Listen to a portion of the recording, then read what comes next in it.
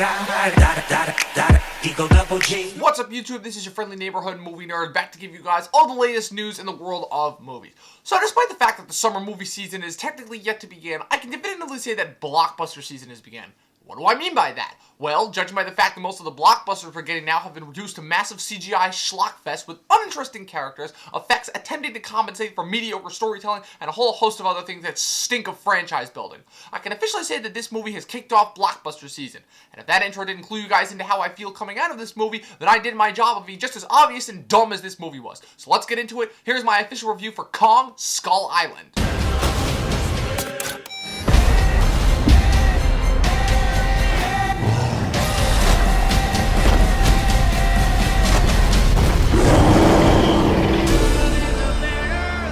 So Kong Skull Island, which had already been established to take place in the same universe as 2014's Godzilla, follows a squad of soldiers and scientists on an expedition spearheaded by John Goodman's Bill Randa to explore a remote island in the South Pacific in order to explore the island's geology. Little did they know, however, that they're actually being sent to get proof of the massive creatures that inhabit it. Chief among them, Kong, a massive 100-foot-tall gorilla. The squad then finds themselves facing off against a whole host of other creatures, including giant lizards, giant buffaloes, giant spiders, and basically they find themselves on a survival quest in order to stop themselves, in order to get to the other island before they get eaten by something on this island. So I'll talk about the things that I actually enjoyed about this film first, few and far between as they were. So despite that complete bullshit promo to try and get them onto the island, I will say that once they actually got to the island, the action itself was a lot of fun. And I will certainly say that this film learned a lot of lessons from Godzilla in terms of making the creature who, you know, has the title billing actually front and center of its movie. Kong had a lot more screen time than Godzilla did in its own movie, and every time he was on screen, it was absolutely fantastic. Also, the creature effects were absolutely insane. In terms of comparing it to the other Kong movies, I would certainly say that the Jackson movie has a slight leg up over this one in terms of the visual effects, but that's also because we're talking about Peter Jackson, the guy who was one of the guys who revolutionized the use of special effects. But yeah, every time Kong was on screen and he was smacking around one of the creatures, it was absolutely breathtaking to behold, and I absolutely loved it. The fight scenes were great. If it was just Kong pounding down on those giant lizard things the entire time, it would have been a much, much better movie. This is also a smaller point, but I will definitely say that despite this being another Warner Brothers franchise movie, I will say that it didn't feel like it was blatantly trying to set up for a universe. I mean, you had the little Easter egg sprinkled in there, but it felt much more like its own movie. It was definitively a Kong movie. It didn't feel like there were a bunch of references being sprinkled in there just like, oh, but we got Godzilla, Mothra, Rodan, and King Ghidorah coming down the line, and especially for those people who didn't sit through for the post-credit scene. So, to be more specific, it had the inklings of setting up for a franchise, but it didn't just feel like blatantly pandering and setting up the way some other Warner Brothers franchises feel.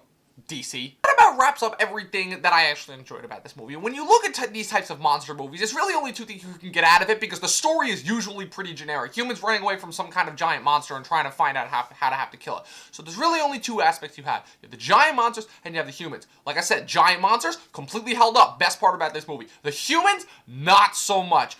These were probably some of the most boring, bland, generic human characters I've seen in a while, which really sucks when you look at the cast of this movie. You've got Tom Hiddleston, Samuel L. Jackson, John Goodman, Brie Larson, Toby Kebbell, Shea Whigham, Corey Hawkins, Jason Mitchell, Thomas Mann, and John Ortiz, and every single one of them are completely wasted. Like I said, it's literally if you took a bag of just, okay, what is the most bland, pale-faced, generic characters we could possibly pull out, and let's throw them on screen. Brie Larson in particular really stood out as annoying in this movie, because out of all of the, so every single one of these characters was 100% one note, like, you know, oh, Hiddleston's a tracker, Sam Jackson's a crazy Vietnam guy, Toby Kebbell, you know he has a son, John Goodman, they try to give some backstory to, but overall you still barely know anything about him other than he's a member of Monarch, which is the same organization from Godzilla. Corey Hawkins, oh, he's a nerdy black guy with geology skills. Brie Larson did indeed have her one note characteristic about her, that she was a photographer, but overall she just had the most bullshit reason for being there.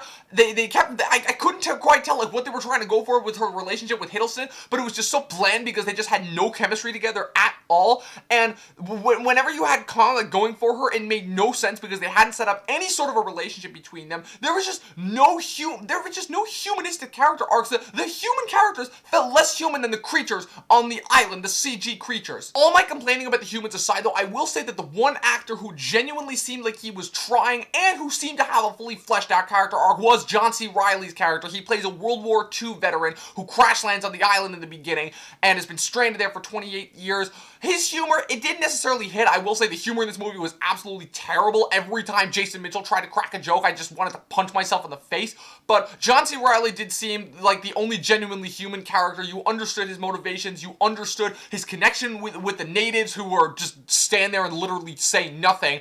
And he definitely had the most fully realized arc because ironically, he is the only one who you see out of the survivors who escaped the island going home to see his family. So this story was simple enough, and the fact that it was in the newly christened Monsterverse, as it's now called, this is the next new big cinematic universe that we have to have, that never distracted me. But unfortunately, some cool action and some great visuals are not enough to save this film from tired blockbuster cliches and some of the most bland one-note characters I have ever seen in a while. I'm only giving this movie 4 out of 10 stars. So in some aspects, this movie learned a lot from Godzilla, and in other aspects, it did not learn a damn thing, because it's literally like because if you thought that Aaron Taylor Johnson was bland and boring in Godzilla, wait till you see a whole host of him.